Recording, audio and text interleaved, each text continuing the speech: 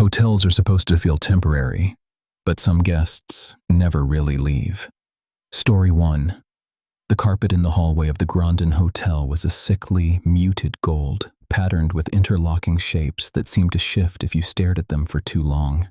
It was 3:17 a.m. I had stepped out of room 412 because the silence of the room was pressing against my eardrums, a thick, suffocating pressure that kept sleep at bay. The hallway stretched out like a gullet, dimly lit by flickering sconces that hummed with a low-frequency vibration. I walked toward the ice machine, my footsteps muffled by the cheap fabric underfoot. That was when I heard it. A rhythmic, wet thwack, thwack, thwack. It sounded like raw meat being pressed against glass. I stopped, my breath hitching. The sound was coming from room 408, 3 doors down. I stood frozen, straining to hear over the hum of the HVAC system.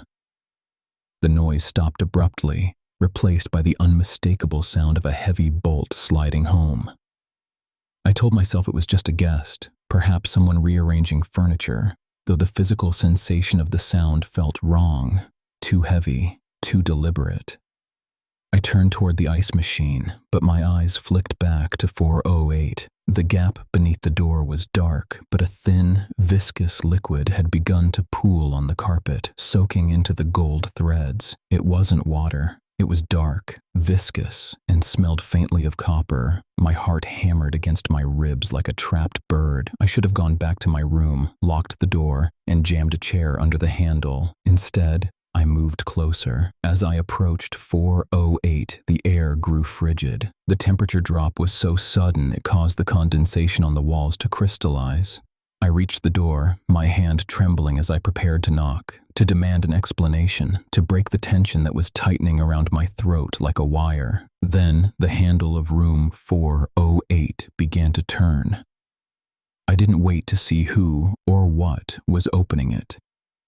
I scrambled backward, my shoes slipping on the dark, damp patch of floor. I bolted, my lungs burning, the long hallway suddenly feeling like an infinite trek. Behind me, the door didn't swing open with a creak.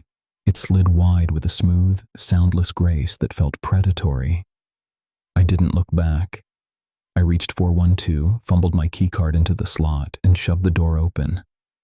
I slammed it shut, threw the deadbolt, and collapsed against the wood, gasping. For a long time, there was nothing. Then the sound started again. Thwack, thwack, thwack. It wasn't coming from the hallway anymore. It was coming from the other side of my door. And then, softly, rhythmically, something began to drag its fingernails across the wood, moving upward toward the peephole. I didn't turn on the light. I just sat on the floor, listening to it breathe, waiting for the sunrise that felt 1,000 years away. Story 2. The carpet in the hallway of the Grandview Hotel was a nauseating shade of mustard, patterned with fading geometric shapes that seemed to shift if I stared at them too long. It was 3:17 a.m. I had stepped out to retrieve a bottle of water from the vending machine, but the machine was jammed, leaving me alone in the oppressive, fluorescent-lit silence of the 4th floor. As I turned to head back to room 412, the sound started. It wasn't a scream or a crash. It was the rhythmic, metallic click-clack of a luggage cart moving down the carpeted floor. I stopped, peering toward the elevator bank. The hallway was empty, the air thick with the smell of floor wax and stale cigarette smoke. I took a step, and the click-clack sounded again, closer this time, echoing from somewhere behind me. I spun around, still nothing. My heart began to hammer against my ribs, a frantic, irregular rhythm. I walked faster, my room key clutched tightly in my palm. As I passed room 409, I stopped dead. From inside the room came the sound of a television, not a program, but the hollow, rhythmic hiss of static. Then a low, wet slapping sound, like someone walking barefoot through spilled water. Slap, drag, slap, drag. I looked at the door. It was slightly ajar, just a sliver of darkness peering out. I told myself it was just a guest, perhaps someone suffering from a leak or a clumsy nighttime traveler. But the unease was visceral, a cold knot tightening in my gut. I didn't want to look, yet my morbid curiosity pulled my gaze toward the gap. Inside, the room was bathed in the flickering blue light of a TV. A figure stood in the center of the room, facing the window.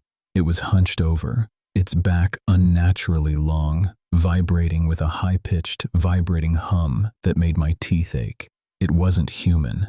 The posture was all wrong, joints bent at angles that suggested broken bones held together by invisible wires. I backed away, my heels soundless on the carpet. The figure stopped its humming. The silence that followed was worse. It was the heavy, suffocating silence of a predator holding its breath.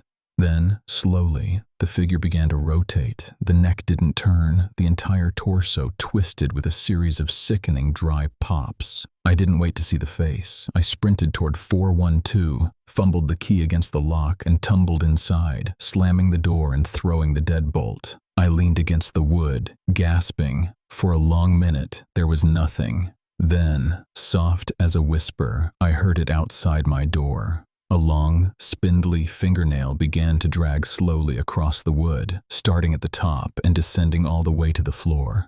Click, clack. The luggage cart was right outside my door. And then, the handle began to turn.